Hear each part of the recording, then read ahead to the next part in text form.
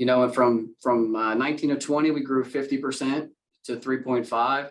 From 20 to 21, we grew 61.5% to like 5.8. From 21 to 22 last year, we grew to almost 10 million. That's it, which is 70% growth. Like, wow. Yeah. So you got to check your cash flow. I mean, when you grow that fast, like cash flow is king. You got to have cash.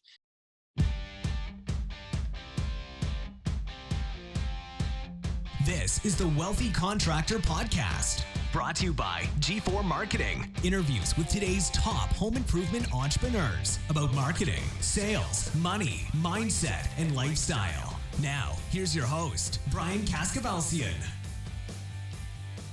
Hello, everybody, and welcome to another episode of the Wealthy Contractor Podcast. This is Brian Kaskavalciyan with G4 Marketing Group. And today I've got John Verhoff from Plumbing Nerds. It's good to have a plumber on, or plumbing company owner on. I think it's been a little while. Welcome, John. Happy to have you here. Yeah, thanks for having me, Brian. So John is a G4 client, and I just met you live and in person at Accelerate a few weeks ago. Yes. And we had a quick chat, and I said, oh crap, I got to get you on the podcast. So tell everybody, let's start with, what does the business look like today as we're recording this? And then I want to go back. I want to hear your kind of the beginning. Sure. Today, we are a plumbing only company. We are actually, this year, one of our rocks is to launch our HVAC department. And we're in all of Southwest Florida, which includes Naples. Our headquarters is actually in Naples, Fort Myers, Cape Coral, and then all the surrounding islands. So yeah. So how many trucks on the road? We have 32 trucks on the road right now. 32 trucks. Yes. That ain't no joke, my friends. 32 trucks. I used to have 11. What a flipping nightmare it is to have that many trucks out on the road. You probably are doing a whole lot better job than I did with it. 32 trucks. How many total staff? I think we're at 63 as 63. Of last week. Yeah. Okay. Yes. Wow. All right, cool. So let's go back. I want to know, how'd you start? When did you start? Because you didn't start with 32 trucks. I would imagine you started with just one. Yes. Yeah. So a little background on me personally is I'm a plumber by trade. I'm 44. I've been doing this since I was 18. Dropped out of high school. I was a 4-year repeating freshman, and my brother-in-law posed the question. He said, what are you going to do with the rest of your life? And I was just like, I don't know. And he introduced me to plumbing, and started my first, after I got into plumbing, 2 years after I got into it, I got fired because I was really cocky, and it forced me to own my first business 20 some years ago. So I've been doing this for a long time. Wow. Was that in Columbus or in Ohio, or was that in Naples? I was. Yep. That was in Columbus, Ohio. Yep. And what happened with that? What happened with that business? How long did you have it for? So we did new construction. It was residential. We did all the big builders. It lasted about 4 years. We ended it at about just under 3 million, about 2.4 really is where we were at. And we filed bankruptcy. It was, working for contractors, in my opinion, in our industry, just isn't the right path. Yeah. Yeah. Right. When you said builders, I knew exactly where that story was headed. Yeah. Why is that? Just for the people that are out there, because I know I have this conversation a lot with people. I mean, there's certain business models within the home improvement space that just aren't that good. And that's one of them. And so why is it so bad? Why did you go from 1 truck to 4, which is a great accomplishment? $2.4 million is also a great accomplishment. But at the end of the day, you went bankrupt. So what happened? Why is it so bad? Well, in my opinion, the number one thing is, Brian, is that you have no control over your business. You have and are concerned about your builders' relationships and your builders' marketing, and you literally have no control over that. And even after I filed bankruptcy and I moved to Florida and started my first business right during my Florida business right during the recession, I started off doing construction. I did commercial work. So I still didn't learn my lesson. Yeah. And finally, I realized after getting bonked over the head by a few commercial contractors through the recession that it's not a way to run the business. Working for the homeowner directly is the right way to go. Yeah. So let's frame this. So you're what, about 25, 26 years old at this point? When Yes. okay, so the company goes bankrupt. Were you married at that time? Yeah, I was married for 21 years total. Okay. Yeah. Well, wait. No. I mean, not right now. I mean, back then. Yes. Yeah, Yes. you were married back I've been then. with my wife since I was 16 years old. So yes. Okay. So you were married, you go bankrupt. How did you deal with that? Like at a young age with a wife, how did you deal with that? And a daughter, newborn. Oh, a newborn. Okay. Yeah. It was probably one of the more difficult things I've done in my life. I did, like a lot of people, I have a story, a childhood story that wasn't the greatest. And I think that gave me a lot of endurance to move through times like that. When things are tough, I can persevere pretty well. Yeah. And it was tough, but it wasn't the toughest thing I've been through in my life. Yeah.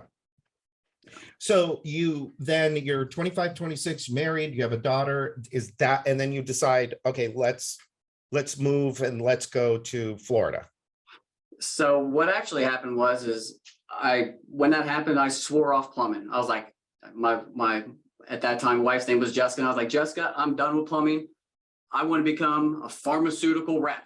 I want to go back to college and I want to get my degree and I want to rep some pharmaceuticals. And she just graduated at that time, and right before the recession, to move down to Florida as an RN, she got roughly $35,000 between sign-on bonus and move-in bonus to get down here. So we had our entire trip paid.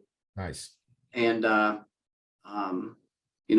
I got boinked in the head by a friend that I ran into, and he's like, "What are you doing?" He's like, "You are a badass. You need to get into plumbing." And after really, reflecting and praying, I realized that it was the right path for me. Yeah. So it's kind of funny because, listen, I think that if you are going to fail and go bankrupt, it's much better to do it at 25 or 26 than it is to do it later in life. I did it at 40. And regardless of age, it's a difficult time, but I think it's so funny how many of us end up in Florida. Anyway, so you start back up again in Florida. What year is this that you started back up? And if we can just back up for just a second, to your point, when we were sitting in the courtroom, and I don't remember the official name of the guy, he looks down at my wife's ring and he says, "Is that your ring?" And that's when it really became real, because, we both realized that we're taking everything. We're getting everything taken from us. Right. Yeah. So yes, very difficult moments at 25, much easier than 40, but no matter what stage of life you're in or season, it's difficult. It's bad. Yeah. Our guy told us, you don't have anything. You don't have any jewelry. You don't have anything, hide it. Is basically what he told us. And maybe I'm not supposed to admit that, but that's what happened. Okay. So you were, so you move here. Yep. Your wife gets a great job, which is good. That's helpful. Very. And so what'd you do? You started with one truck again? Started with one truck. Yeah. I started pounding on doors. I was like, I'm not doing residential anymore. I'm going to do commercial work.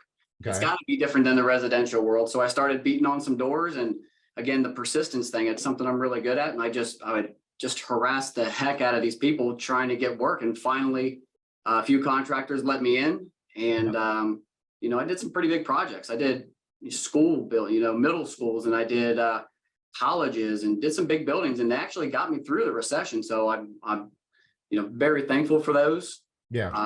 But it still wasn't, I was still dependent on their marketing and their team, and, little control that I had. Yeah. So what year are we talking now, or where are we? 2007 is when I moved down here. Yeah. So right before the recession. Right before the recession. Yeah. Right. And so, okay. So you had one truck up until what year? one truck until probably 2010. 2010. Okay. 2010. Yeah. And then you added your second. I added my second. Yes. So it's funny when you're in the truck business, and you know, it's funny in the replacement space where a lot of our clients are windows, roofing, siding, one day bath. There is a similarity between you guys and your going from one truck to two trucks, and our guys going from getting to them, the getting out of the truck and getting that second truck is bringing on a salesperson. Mm-hmm. It's very much the same dynamic. It's the same mental gymnastics that goes on. And it's one of the hardest things to do. And it's the difference between companies that'll go from, you know, $1 million, $1.2 million to break through and go to that next level of 2.5, 3 million. So you added the second truck. Now you were still working the first truck, right? Correct. Yep. Yeah. So how long did you do that for? I'm just going to guess because I don't really remember, but I'm going to say we probably had about 5 trucks total before I decided that I needed to make a different move and start working on the business. Right. Yeah. Which never really happens, you know, at that stage. You're still working in the business, but you know, more of my time was spent working on the business. Yeah. And how long did it take to get to 5 trucks? It took about, let's see, 7, 10, probably about 4 years. 4 years to get to 5. Okay. So then you step away from doing the work. Did you have like one of these moments where you said, okay, I'm never doing that again? Or what was that? Actually, Brian, I found myself throughout the years up until probably about 2012, stepping back into the truck a couple different times, whether it was to, you know, to actually help produce revenue for the company, or whether it was to help one of our teammates show them what's expected in the field. One way or the other, I feel like for quite some time I was still in a truck. Yeah. You know, and there was you know, after we decided to go strictly to service work, there was actually a time where I had a guy that took 7 guys with him and went to another company. So even when I was at $3 million doing service work, I was still ended up in a truck for a little bit of time. So you had a guy take 7 guys away from you? Very long story, very crooked guy. I caught him stealing a lot, and I approached him, and it was a down moment in my life for sure. Wow. Yeah. Yeah. I hate those stories. God. But what did it teach you? Well, you know, I think that, so I'll give you a little bit more background on it. Sure. You know, not only was he stealing, and I ended up finding out about $30,000 to $40,000 of what I actually found. It was probably significantly more. Yeah. But the part that's really rough is that he was actually pretending to be my friend in person. He was asking me to be his best man at his wedding and all of this stuff when, you know, behind my back, he was stealing from me, which was hard because you don't, you know, for me anyways, you know, you try to see the best in people. Yeah. So one of the lessons is, you know, what most people would expect is like, don't trust anybody. And that's not a lesson I learned. Like I still trust, I trust first. Trust but verify, I think, is the term that you hear a lot. Yeah. Yeah. And, you know, but as far as lessons go, just, you know, just paying attention, pay more attention to your numbers. You know, I knew that there was something wrong, especially at that size at that time. I knew there was something wrong, and I pressed in. I just didn't press in long enough. And I believe if I would have seen it sooner. Yeah. Yeah.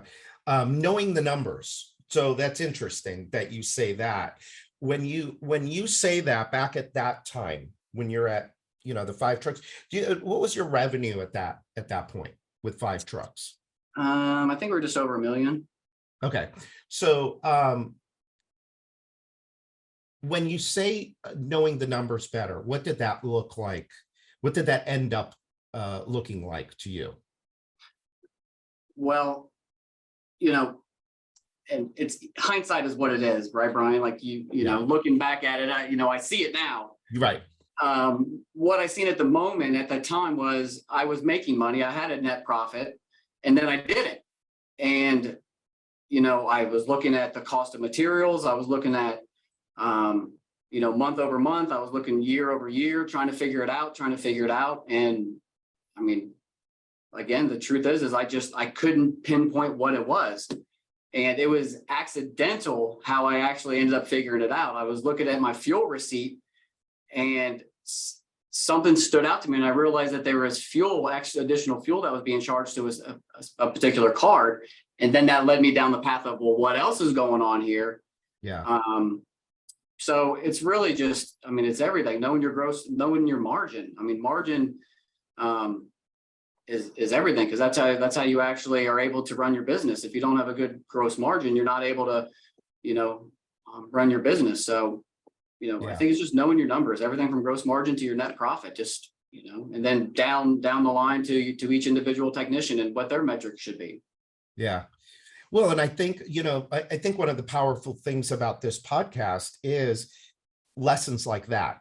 We could all talk about how great you're doing right now and, what a big house you have and how you're traveling and you're buying this and you're buying that, but there's no lesson in that.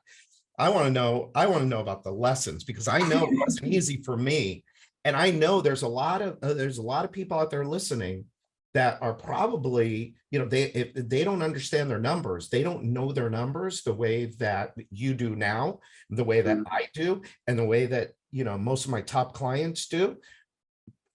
It's likely people are stealing from you. And what's interesting about the whole stealing thing is there's the malicious, the purposeful stealing, but there's also the, I don't know that I'm stealing, meaning I'm being inefficient, or I'm not reporting that, hey, I don't know how to do certain things, so it's taking me longer. Or, there's so many different ways that people can steal from the company. And unless you've got a way of measuring and knowing what things should be, you're vulnerable. Vulnerable. So you so you're doing about $1 million, 5 trucks. You're starting to know the numbers. What else had to change? So you're talking what, 2012, you said, is when you were at 5? Yeah. Yes. And 2012 was also where I made the transition to doing service only. Okay. Service only. Now, just for the people that aren't familiar with plumbing, tell us what service only is. So service only versus construction or remodel. Service only is just working directly for the end user, which what we typically would consider the end user would be the homeowner. The homeowner. I know you guys are in Miami. Yep. We're in, which has a lot of seasonal people. Same thing with where we're at. We have a lot of seasonal people. So we do find ourselves working for some property management companies sometimes. Sure. But to some points that, at your Accelerated Live that the lady was mentioning with a call center, like making sure you're talking to the homeowner. And if you're not, make sure that you're actually have the homeowner available to communicate when you're on site. So just little things like that helps you get to the owner. Yeah. So in 10 years, from 2012 to 2022, you went from 5 trucks to 32 trucks. Is that right? Yes. Yeah. Okay. All right. So when you go from 5 to 10, so how long did it take to go from 5 to 10? About, just approximate. I'm going to say probably a year and a half. Year and a half. Okay. So what happened that accelerated your growth so much during that time? Good question. I think not wavering. And what I mean by that is not wavering on core values, not wavering on our ethics, not wavering on hiring the right people, which I think is one of the most important things, is making sure you're getting the right people on board. And I think probably you can attest to, like, there's also an evolution. So from 1 to 2 trucks to where we are now, like and I hate to say it this way, but the quality of people actually start changing as well. And you start, you're right. Or maybe my mind shifted as well. And maybe I'm actually seeing A players more now than I did then. Right. Well, you've created an environment that A players want to play in. Yes, for sure. Yeah. And I'm able And where did that start, by the way? Well, with the leader. With you, Yes. right? Yeah. Yes. All right, so your team has just completed another project at a customer's home, and of course, they did an incredible job. So what's next? Are they just going to drive away and that's it? I certainly hope not.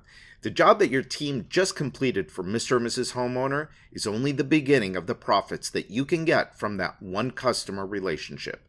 Every single one of your customers should be giving you 5-star reviews, referrals, and coming back for more business. As you know, all of this will lead to bigger profits for you and your business. The problem is every contractor knows they should be doing this. They just don't have a system to make sure it gets executed like it should. That's where G4 Marketing comes in. Our team takes this process off your hands and executes it consistently on your behalf.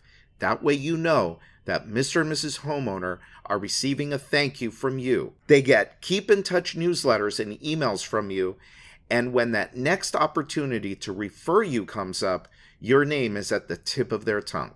You can get your free demo from my team today. Just give us a call at 305-856-8788, and we'll walk you through what a relationship marketing system could look like for you and your business. That's 305-856-8788. Now let's get back to this week's episode. So what's fascinating again about this, and for those that are listening that are in the replacement space that have salespeople and don't have trucks necessarily, going from adding 5 new salespeople in a year and a half, adding 5 new trucks in a year and a half, one of the biggest challenges there is, how am I going to keep all of these people busy? So in your case, you're making a huge investment. I mean, you got your truck and you got to hire people, you got to outfit the truck, and you got to hire a salesperson is not as big of an investment, but where they can bite you is on the leads. Mm-hmm. And so in your case, you're probably setting people up there. There's a minimum service call that's required in order for you to roll a truck out. But how do you get the confidence to, in a year and a half, basically double the size of your business? I think there was a few things that really did that for me.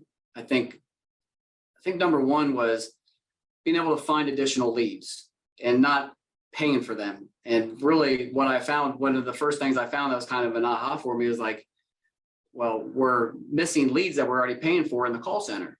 Yeah. So let's find all those leads. And then once we realized that we had more leads than we can handle, then that they're trickled down to, hey, we need to hire more people. What can we do? At that point, the cost of acquisition drops. So, so then you're able to pay for more leads, which then lead into, hiring another person. I think that was a big help, finding those, and I didn't do it on my own. I'm part of a network, Nexstar Network. I think you're familiar with them. I'm familiar. Yeah. And, and I highly recommend any best practice type of networks that anybody can get into. They definitely should. Yeah. And I know you have some amazing ones as well. The Roofer Show, I've seen that. But I think that's where it started. And then just seeing what other contractors are doing. I started visiting around that time. I started visiting other plumbing companies and HVAC companies in the industry, and started seeing what they were doing. And I think that was probably one of the most helpful things that I did, was really just seeing what other people are doing that are in $5 million businesses and in $10 million businesses. And I went to Kentucky a couple months ago and brought some of my team, and we checked out a $75 million company. Yeah. And I've got more information and taken more back from those type of things than probably anything, Brian. And those give you the confidence to know that I can do it. You can, right. And it's, one of the things that, and you might have heard me say this at Accelerate, and it's one of the last things that I say to people as they're leaving is, don't do this alone. There's Yes. absolutely no reason for you to have to figure everything out on your own, because there are models out there. There are other people out there that are where you want to be. And so go learn from them. Join, like Nextstar, join the Wealthy Contractor Mastermind group where you get together with other like people and Mhm. learn from each other and you grow together and you grow so much faster that way. I love that you're still doing it. It's funny, success is no secret. It's the quote unquote secrets are out there in plain sight. And unfortunately, too many people, they get so like caught up in their own stuff. Like, oh, I got to go out and I got to do this job. No one can do it as good as I'm going to do it. Well, maybe you ain't going to grow a business that way. You aren't going to get Right. freedom that way. You're not going to grow wealth that way. That's right. So what do you think were the biggest challenges for you going from 5 to 32 trucks in 10 years? The biggest challenges, cash flow, probably. I mean, Yeah. and from 19 to 20, we grew 50% to 3.5. From 20 to 21, we grew 61.5% to like 5.8.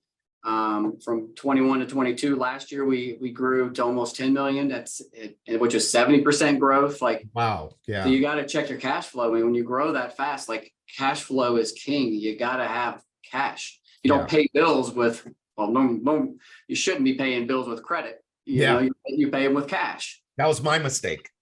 I've done it too. Yeah. Horrible way to do business. So you own your business through cash flow. Yes. Yeah. All of my top clients. I mean, I don't care. You look at somebody like a Scott Berman, Florida Window and Door, I don't know, he's going to do $120 million last year. He doesn't have any debt on the business. He's never taken any debt on the business. Yes. It's all through cash flow, Yes.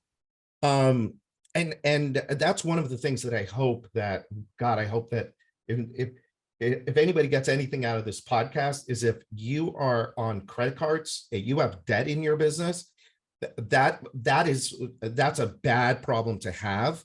And the only way to fix that is by raising your prices, by understanding your numbers, right? But you have to raise your prices. I mean, the overhead on 10 trucks alone, I mean, between the office and the housing and the monthly, you probably have, I don't even know what it's called now, the tracking systems on the trucks. Or is it still like LoJack or something like that? We use a company called here, I'll just pull it up, but no, whatever. But there is a company. So you have 32 vehicles out there that every single month has a fee attached to it for just the tracking, just that one little thing alone. Well, who's going to pay for it? John's going to pay for it, or the customer's going to pay for it. That's right. And so you have to be able to raise your prices in order to pay for everything. So in a hyper competitive market like plumbing, which by the way, every business is hyper competitive. I don't care what you're in. Everybody says that they think that their business is different. Well, Brian, you don't understand. My business is different. You don't understand my market. You don't understand my competition. Really? So what do you say? What do you say to that? You say, well, you're not entering into a blue ocean market. Like this isn't something new. It's been done before to some capacity. So, we actually have cameras in our trucks too. Like we have front and rear facing cameras to make sure, it's for safety. It's for the guys. And that's a whole nother story. It's just trying to get them to put cameras in their trucks, while they're all using their fingerprints and their faces to get into their phones. They have a big problem with it being in the truck that they don't own, which is a whole nother story. But there's definitely, I mean, look, I had trucks back in the 90s. And so we didn't have a lot of this, the new technology that was coming on was so expensive. I mean, I couldn't afford it, but having trucks, I mean, it was like every week one of them was breaking down somewhere. Every week tires were going out. Every week a transmission was going. Anyway, that's a whole nother. Let's not even talk about that. But raise your prices, Brian, so you can get new trucks. exactly, right? Yeah. Oh, I didn't know all this stuff back then. You know? Yeah.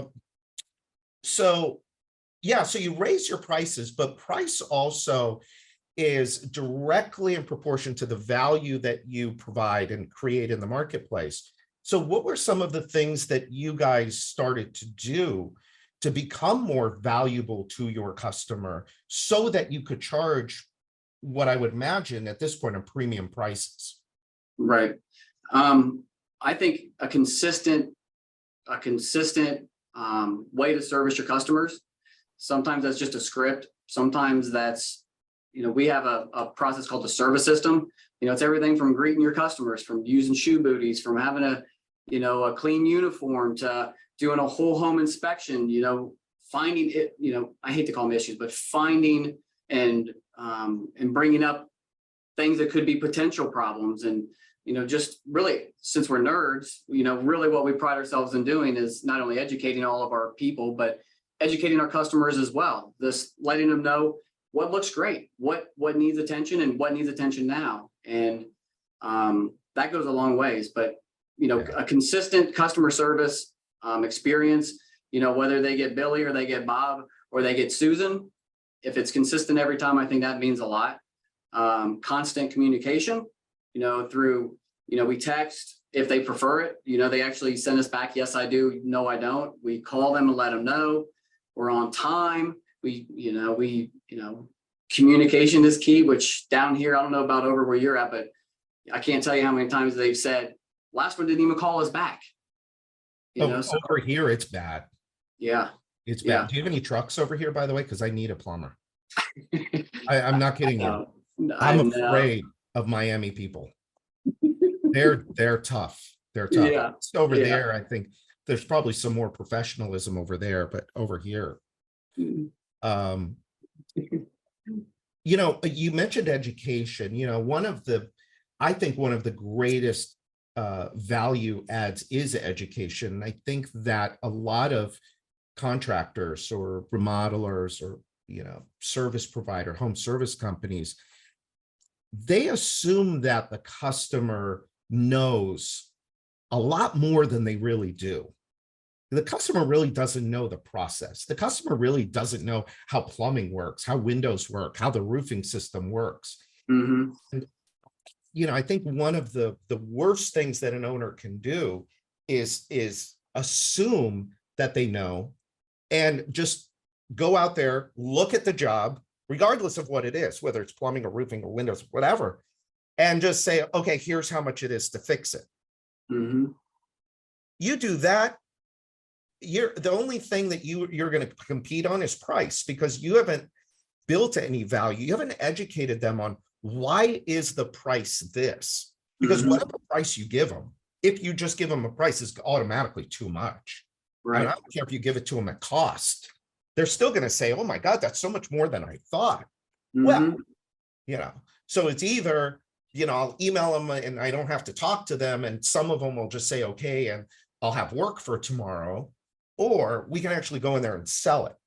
But we can do the customer a service by educating them on the process and letting them know. So I would imagine that's a big piece of what you're doing. Communication is another one. I think that's amazing. You're using G-Force program, so you're staying in touch with your customers too. So are you of the mind that when you get a customer, this is now a long-term relationship that I'm developing with this customer? Oh yeah, for sure. That's why we use you guys. You guys do a great job. Your whole team is on it. And I'm not just saying that because we're on your podcast. I admire a lot of things about your business that as far as G4 is concerned, and you do a lot of things really, really well. I mean that. Yeah. I think the existing customer is a whole lot cheaper than the cost of acquiring a new customer, for sure. Yeah. Especially in service businesses like yours, my mentor, Dan Kennedy, taught me almost at the beginning, he taught me, you get the job, you don't get the customer to get the sale. You get the sale to get the customer. You get the job to get the customer. The customer is what has value. The job only has value today, which is fine. But we also want to develop that customer so that that customer grows in value and helps us grow in value as well. And I think part of the reason why you've gotten to 32 trucks is you're constantly not out there looking for new every single day, although that's a part of the mix, but you're also nurturing and developing those past customers as well. Yeah, and I think one thing I really admire about your business, amongst many, is the second sale. I mean, I think a lot of people know that the second sale for an existing customer is easier. You guys do that. You guys do that brilliantly. Every quarterly meeting we have with Jennifer, she's always trying to hit us up for that second sale, and they're value providing options for us. And I really admire that. I think that's an area that we actually could improve a whole lot on. Is communicating value added type of services after the initial sale. Yeah, absolutely. Well, with plumbers, a lot of what you could do with plumbing. So plumbing is such an interesting business because it's so need driven. It's need driven. My toilet's clogged. I have a leak. I have a whatever, right? It's something I got to take care of it right now. And so they have a need and they're calling you for it right now. But that's just they're opening the door to their house. And now all of a sudden it's like, well, wait a minute. They have toilets, they have sinks, they have faucets, they have water heaters. And so now it's like, how do we take it from a need to now, how do we get them to start buying some wants? And so upgrading their water heater, which is, I think, a really good business. And other businesses can do this too, but they're just so consumed with new. We got to just go get new customers. How do you see the, I'm looking at the clock here, and I want to kind of get your take on, because you've grown quite a bit over the last 3 years. And, we are in Florida, and I think Florida is going to be a little insulated if there is any disruption in the economy. I mean, I read something yesterday that said something like for the last year or two, the recession's been 6 months away. It's 6 months away. It's 6 months. Right. It keeps getting pushed out, right? We were supposed to be in recession by now. And so how are you kind of thinking about the next 2 or 3 years? Do you plan on growing as much as you've grown in the last couple of years? Are you going to, what are you thinking? Yeah, I mean, actually more so. And I think a recession is actually going to be an opportunity for us. Should that actually happen, when everybody's cutting costs and cutting back on marketing, we're going to ramp it up and for less cost. This year, I guess, for example, this year we're 97% growth is what we're expecting this year. Whoa. Last year. So we should end up this year just under 20 million this year.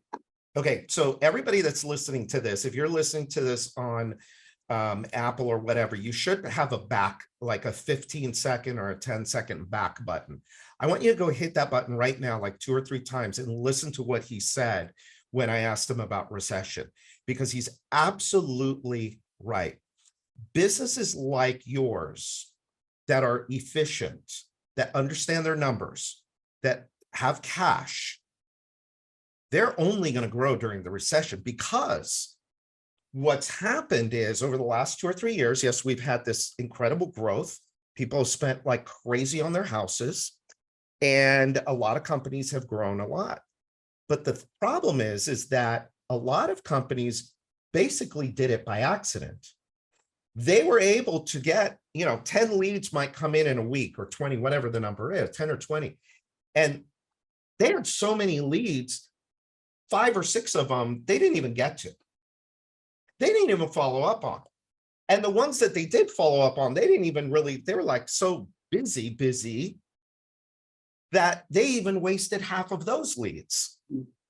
So now when things start to adjust and leads get harder to make, well, when you've got somebody like you that understands how to make leads, has thousands of happy customers, has cash in the bank, has good systems, has good people, oh, you're going to run over all of the weak players in the market. And it's in a way, it's kind of sad, but in a way, this is just how life is. But a lot of those people are going to come knocking on your door wanting a job. Because they're not going to have a quote unquote business anymore. Right. Yeah, there was a time through the first recession, the Great Recession, that I was running ads that said, do you own a business and just tired of running it? Come work for us, you know, and we found some really great employees that just no longer wanted to own a business for whatever their reason was. Maybe it was cash flow. Maybe they just were tired of answering phone calls 24/7, but I've got some really great people through those, and we've done a lot of growth through them as well. So awesome. Yeah. All right. So as we kind of wrap up here, so what's your life like now? I mean, what do you do in the business now? What's your job? I would consider myself probably a GM, CEO. My Friday is consumed with one-on-ones with my leadership team, which, by the way, Brian, is my favorite thing I do. You know, I hope that I'm feeding into them as much as they feed into me. And I just absolutely love my one-on-ones. Trying to find the right people to grow my departments. I personally interview all of my leaders. And I probably will for some time. But right now we're working on our HVAC department. We'll be launching within the next 2 months. Nice. And our Nerds University, which will be our apprenticeship program. And you had a speaker at Accelerated Live that was talking about school and apprenticeships. We're working on our own as well. And really excited about that. Yeah. And who you're talking about, it's Letitia Hankey. Letitia. Through her Next Gen Trades Academy. I love this idea of going to schools, to high schools, and talking with these kids that are lost. They don't know about college isn't for me. How am I going to make a living? You know what? And they can so easily get lost in the system. They can so easily just be ignored and moved past. And to introduce them to the trades and to introduce them to a work that's fulfilling, but also financially lucrative if they do it right, if they follow your systems, if they follow your process. I mean, how many of your technicians you have how many? 32 plus something, right? Yeah. So have 2 in a truck. What percentage of them make over 100,000 a year? We have 6 right now that are on pace to make 20%. Yes. Yeah. So 20% are in 6 figures. And one of them has been in the trades for just over a year. Yeah. I mean, look at the same thing with salespeople too. I mean, we've got, I mean, my buddy John Anglis in his company, he's got 20-something-year-old kids that are making $150,000, $200,000 a year selling home improvements. Yes. It's follow the system. Here's what we do it here. You take care of our customers, we'll take care of you. Everything else will be taken care of. And I'm so glad you're doing that. I'm so happy you're doing that. I think more of us need to do that. I know that Letitia got quite a few people interested in learning more about Next Gen. And it's up to us, I think, because the government's not going to do it. The schools aren't going to do it. It's up to us entrepreneurs to go out there and say to these kids, hey, look at my background. You know, I didn't come from any money. I mean, we didn't even get into your background, but it probably wasn't all sunshine and rainbows. You didn't have, people giving you money and, mom and dad saying, oh, just come into our business and we'll make you rich. No, you have to figure all this stuff out on your own. And so that's a great story to go and tell these kids. It's like, look, I had to start with nothing. I even went bankrupt and started all over again. I mean, I'm really happy to hear that you're doing that. And look, and there's a practical side of it too. There's a good and decent part of you that's out there that really wants to help people. But the practical side of it is we need workers. We need people in trades. These houses are getting older and they need to be taken care of anyway. So last thing I'm going to ask you Sure. So you've had a great career. You've just gotten started too. I mean, it's incredible what you've done so far, and I'm excited to see where you take it. Thank you. What's one thing that you would have wish you had known earlier, that you wish you would have started doing earlier than you did? Should would have done earlier. I'm the type of person, Brian, that I don't live with regrets. So Yeah. a lot I of love wishes. that. Yeah. Um, Knowing what you know now, if you could go back, to yourself 10 or 12 years ago, what one piece of advice would you have given yourself? So for the longest time, I told myself the only way you'd ever become wealthy was either through real estate or through invention. And I would have convinced myself that that's not true long, long ago. Because it's not true. Yeah. Yeah. Good. Yeah, it's really good. I like too that you said the thing about no regrets. Recently, as I'm getting on in my age, I'm quite a bit ahead of you in age. No.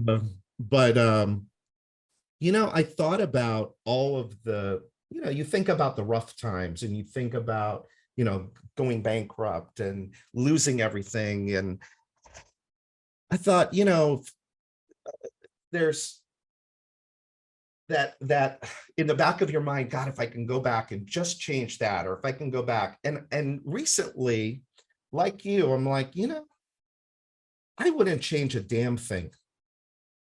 I wouldn't change a damn thing. The only thing I might do is go back to that kid and, in his 30s and say, you know what, man, believe in yourself. Just believe in yourself. That's good. Grow your confidence. Just believe in what you're doing and who you are. But I don't think I would change anything, because I'd be afraid of what where I wouldn't be here talking with you. Who knows where I would be? Might be better, might be worse. I don't know. But took that journey. Cool. Yeah. It took that journey to get you there, and it took my journey to get me here. Yeah, exactly. Well, John, I wish you nothing but continued success. Of course, if there's anything at all that I can do to help, please let me know. Thank you, Brian. And keep in touch. You got to come back. You got to come back again and give us an update on your 97% growth. Wow. Are you guys doing EOS? You mentioned rocks. Oh yeah, we actually have our quarterly tomorrow. Oh, nice. Okay, good. Mm-hmm. Yep. EOS. What a game changer. How long have you been doing EOS? 4 years. 4 years. Yeah.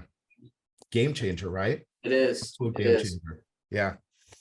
All right, John. Well, cool. Thank you so much for being here. I appreciate it. Hang out for just a second. But to everyone listening, I think this is another one of those episodes that you could go back and listen to again. There was a lot of really good stuff that John shared with us here. And, until next time, this is Brian Kaskavalcian with G4 Marketing Group, and this is the Wealthy Contractor Podcast. Thanks for listening to today's episode of the Wealthy Contractor Podcast. Let me ask you, did it help you look at your business in a different way? Did it spark an idea or ideas that you hadn't thought of before? Do you have a list of action items that you can take and implement into your business or your life today? I really hope so. If it did, I'd like to ask you a favor. Would you leave a 5-star review of the podcast? By doing so, you'll help other contractors find the podcast more easily so that we can help them achieve more success, wealth, and freedom. And before you go, make sure you subscribe to the Wealthy Contractor Podcast so you get access to the latest episodes as soon as they're available. We're always striving to provide you with great content, so you don't want to miss what's coming up. In fact, if you haven't already, make sure you go to thewealthycontractor.com and get your free copy of my latest book, The 7 Secrets to Becoming a Wealthy Contractor. Just pay shipping and handling, and I'll take care of the cost of the book. And finally, a big thanks to G4 Marketing for sponsoring the Wealthy Contractor Podcast. For over 12 years now, G4 Marketing has been the secret back office relationship marketing team for hundreds of home improvement and home service businesses just like yours. You get the customer, and our proven system turns that customer into 5-star reviews and profitable repeat and referral business. If your home improvement or home services company completes at least 10 jobs per month, they have a solution that will work for you. To find out more, sign up for your free, no obligation, 10-minute discovery call at www.g4marketing.com/strategy. That's GFOUR marketing.com/strategy. Set your discovery call up today, and they'll help you set your business up for long-term profits and success. So until next time, this is Brian Cascadalcia.